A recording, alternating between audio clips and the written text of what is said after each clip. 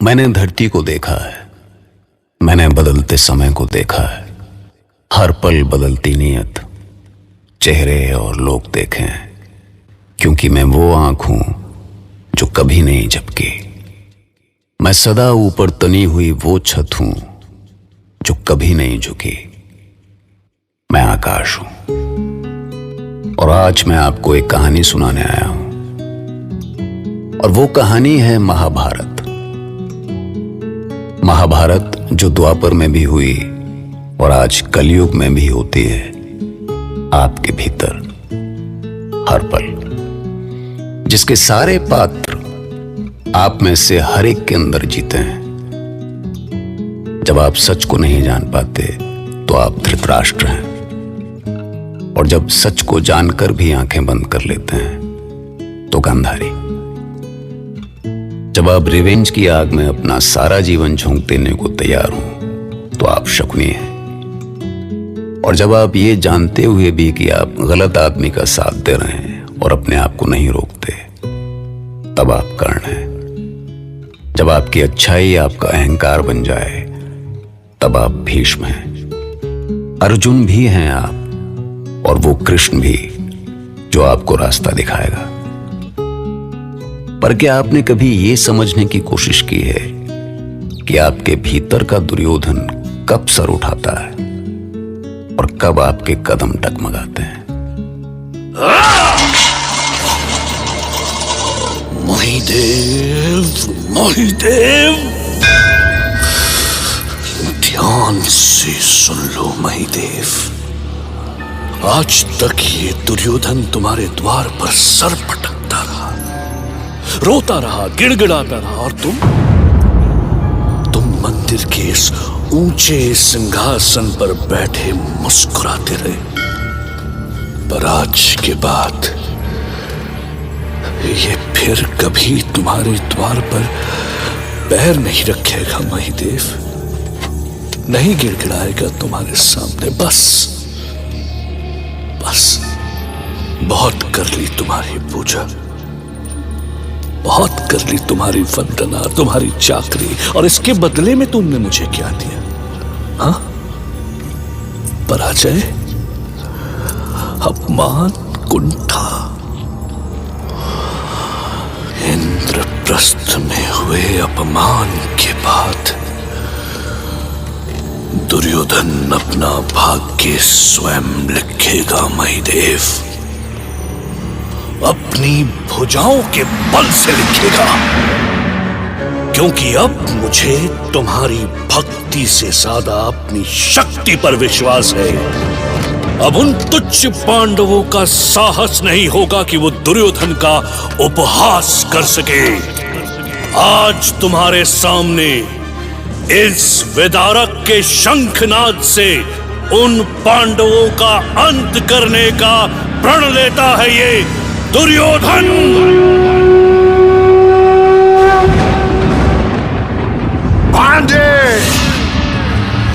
भांजे, लोमड़ी सा सोचो, बाघ सा नोचो। ऐसे तो प्रतिशोध की आग तुम्हें ही जलाकर राख कर देगी। नहीं मामो, नहीं। जब तक मैं पांडवों को खाक होते नहीं देख लूं, तब तक ये आग ठंडी नहीं होगी मामा। शव खोदेंगी तो दुर्गंध उठेगी। इसीलिए कहता हूं कि मिट्टी डालो, मिट्टी डालो। मिट्टी डालो?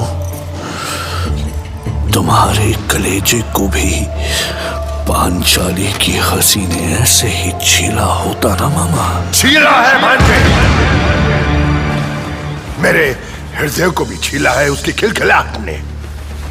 पर क्रोध में किया फैसला सदा पछतावा देता है।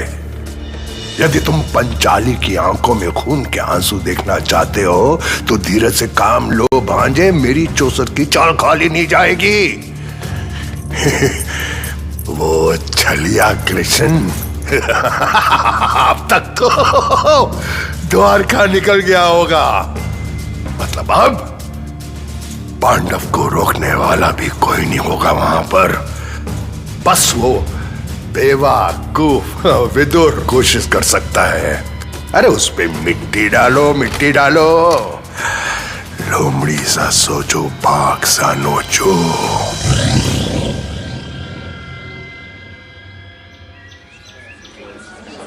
कहाँ हो अर्जुन? रथ तैयार है। मैं तो तैयार हूं भैया। नकुल और सहदेव भी आ रहे हैं। पांचाली शायद भीम के साथ आ रही है। पांचाली? पर पांचाली तो रजस्वला है। इस हाल में उसका हस्तिनापुर चलना मुझे समझ में नहीं आ रहा। ये भीम भी पहले मुझे निमंत्रण ठुकराने के लिए कहता है और अब। मैंने कहा तो और भी बहुत कुछ था, पर किसी के पास उसे सुनने का समय ही कहां था। तब तो धर्मराज होने के अहंकार ने किसी को यह भी सोचने का समय नहीं दिया कि यह द्यूत्य का निमंत्रण हमारी बढ़ती हुई शक्ति को कुचलने का उस नीच दुर्योधन का महाषड्यंत्र है। ये भीम आप जैसा महाविद्वान और शास्त्रों का ज्ञाता ना सही, पर कम से कम अपनी बर्बादी की आहट तो समझ ही सकता है। इंद्रप्रस्थ के ऊंचे सिंहासन पर बैठकर ना तो धर्मराज को उनके भाई दिखते होंगे और ना ये पांचाली। और दिखे भी क्यों, जब धर्मराज स्वयं अपने सर्वनाश का संकल्प लिए बैठे हों, तो तुम्हारे हमारे जैसे साधारण लोगों की बात कैसे समझ में आएगी उन्हें भीम? हम जैसे आम जनों को क्या समझ राजनीति की? आज उनकी शक्ति इतनी बढ़ गई है कि काशी, पांचाल, द्वारका और मगध जैसे विशाल साम्राज्य उनके पीछे खड़े हैं। ऐसे में हम तो उन्हें बहुत बौने लगते होंगे ना? भीम, पांचाली, ये क्या हो गया तुम्हें? ये क्या बोल रहे हो तुम? तुम तो मेरे अपने हो। भले ये सारा संसार मेरे निर्णय पर संदेह करे, पर कम से कम तुम तो मुझे समझते।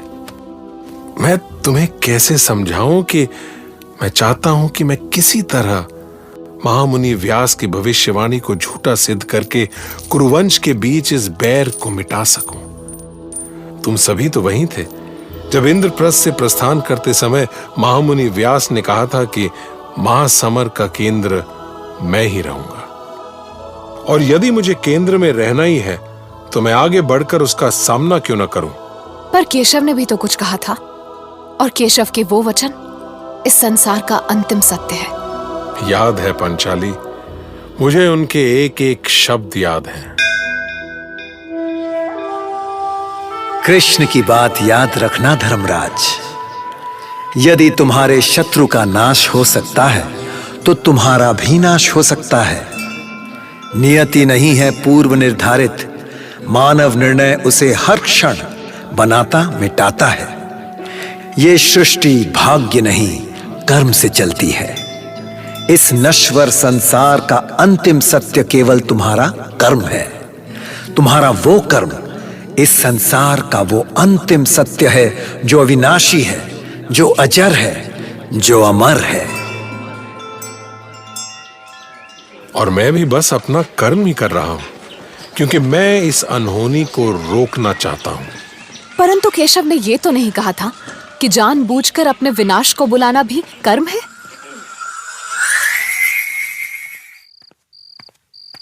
महाराज, क्या हुआ महाराज? आप बड़े अशांत लग रहे हैं। आश्चर्य है विदुर, आश्चर्य है कि जन्म से अंधा ये धृतराष्ट्र ऐसा स्वप्न कैसे देख सकता है। पर आपने ऐसा क्या देख लिया महाराज? बहुत सारे योद्धा ढोल नगाड़ों की थाप पर बेसुध नृत्य कर रहे थे। उन्होंने अपने सिरों को मशाल बना रखा था विदुर। उनके मुंड आग की लपटों से घिरे हुए थे, पर ऐसा बिल्कुल नहीं लग रहा था कि उन्हें थोड़ी भी पीड़ा हो रही है, बल्कि वो तो आनंद से नाच रहे थे। बताओ विदुर, बताओ क्या अर्थ हो सकता है इस स्वप्न का? हाँ? मुझे आज्ञा दीजिए महाराज। आज तक मैंने ऐसा कुछ भी नहीं बोला जो आपको अप्रिय लगे। अपने इस स्वप्न का अर्थ जानना चाहता हूं विदुर। मुझे विवश ना करें महाराज। रुको विदुर, तुम्हें बताना होगा, यह मेरा आदेश है। तो सुनिए महाराज, यह द्यूत कुरुवंश का नाश कर देगा। आपने द्यूत का निमंत्रण पांडवों को नहीं, काल को भेजा है, काल को। विदुर, आपके इस निमंत्रण की आंधी सारे कुरुवंश को उड़ा कर ले जाएगी महाराज। और आपका यह स्वप्न उसी काल के आगमन की चेतावनी थी। तो तुम मुझे ये अब बता रहे हो जब सब कुछ हाथ से निकल चुका? यदि मैं निमंत्रण भेजने से इनकार कर देता महाराज, तो क्या आप दुर्योधन को ना कह पाते?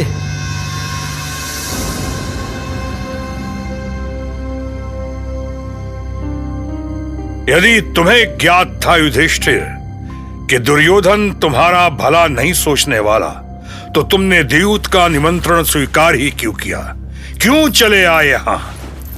जबकि ये तुम भी जानते हो कि जब तक दुर्योधन तुम्हारी एक एक वस्तु छीन कर तुम्हें श्रीहीन नहीं कर देता, वो चैन से नहीं बैठेगा।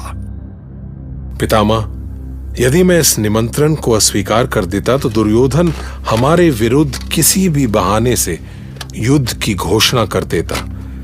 इस स्थिति से तो ये द्यूत ही सही है। तुम जाओ युधिष्ठिर, जाओ। द्यूत सभा में तुम्हारी प्रतीक्षा हो रही है, पर ये याद रखना कि तुम उसे झुठलाने की कोशिश कर रहे हो जो ईश्वर पहले से ही तय करके बैठा है।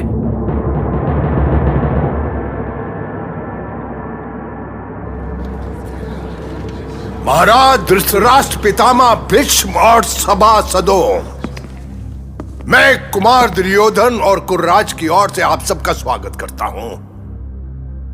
मैं पांडवों का आभारी हूं जिन्होंने आपसी सद्भाव के लिए कुमार दुर्योधन के निमंत्रण को स्वीकार किया। मैंने भांजे दुर्योधन को समझाया कि पांडवों और कौरवों के साथ होने में ही हम सबका हित है। अब मैं महाराज की ओर से प्रेम और सद्भाव के इस आयोजन को आरंभ करने की घोषणा करता हूं। पांडव श्रेष्ठ, आप सभी के स्वागत में भांजे दुर्योधन ने दरबार में नृत्य संगीत की सुंदर व्यवस्था की है। आनंद लीजिए। तो भैया मामला ऐसा रहा कि देर रात तक नाच गाना बजता रहा, सभा चलती रही। जहां पांडवों का मन कभी अनुभव करता था कि शायद दुर्योधन बिगड़े हुए रिश्तों को सुधारने की कोशिश कर रहा है, कई बार उन्हें यह भी लगता कि दुर्योधन और शकुनी के मुंह से टपकती है इतनी मिठास, कहीं उन्हें किसी जाल में तो नहीं फंसा रहे। उधर पिछली रात के बुरे सपनों ने इस रात भी पांचाली का पीछा नहीं छोड़ा। अब सपने कहां पीछा छोड़ते हैं। सुबह हुई तो पांडवों को बड़े सम्मान के साथ दरबार में लाया गया। भैया भीम, देखिए कितनी विशाल चौसर तैयार की है इन्होंने। ऐसे प्रसन्न होने की आवश्यकता नहीं है सहदेव। ये बात लिख कर रख लो कि हमारी बर्बादी का प्रपंच इसी चौसर पर रचा जाना है। अरे भैया भीम, आइए आइए, पधारिए। यहां इस आसन पर बैठिए। ये विशेष आपके लिए बनाई है, मजबूत लकड़ियों से। प्रणाम बड़े भैया युधिष्ठिर, प्रणाम। अच्छा, पांडवों की ओर से तो आप ही चौसर खेलेंगे ना, तो आप यहाँ आइए, मध्य स्थान पर विराजिए। अवश्य। तुम्हारी ओर से कौन खेलेगा दुर्योधन? अब चौसर के खेल में तो आपकी कोई बराबरी कर ही नहीं सकता भैया, तो मेरी तो बिसाती कहां है। ऐसे एक तरफा खेल में किसी को आनंद नहीं आएगा ना, इसलिए मेरी ओर से मेरे प्रिय मामा शकुनी खेलेंगे। तो चलिए मामा, पहली चाल आप चलिए। तुम कहते हो तो मैं ही चलता हूं। युधिष्ठिर, दांव पर क्या लगाते हो? 100 घोड़े तो मामा मेरी ओर से भी 100 घोड़े। तो 100 घोड़ों के लिए आजा 6। हाँ 2 पासे बेईमान, बेच दिया ईमान। तो मैं 6 लाकर दिखाता हूं मामा। 6। वाह वाह भैया वाह, अद्भुत भैया अद्भुत। देखा बेन, तुम बड़े भैया को साधारण खिलाड़ी मान रहे थे ना, अब देखो उन्होंने पहली बाजी ही जीत के साथ शुरू की है। तो भैया जब सफलता आसानी से हाथ लगती दिखे तो समझ जाओ कि सामने बहुत बड़ा संकट आने वाला। क्योंकि जीवन के सागर में मोती आसानी से नहीं मिलते, गोते तो लगाने ही पड़ते हैं भैया। क्या कभी आपके कदम भी शुरुआती सफलता में बहके हैं?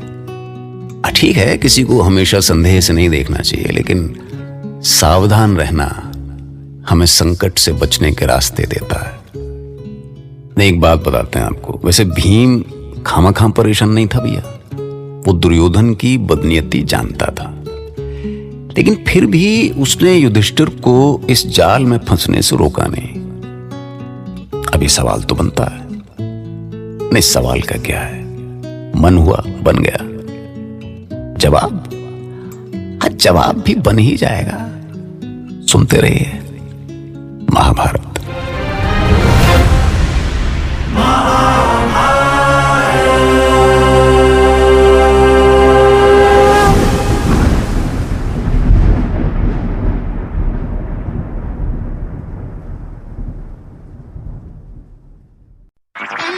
आप सुन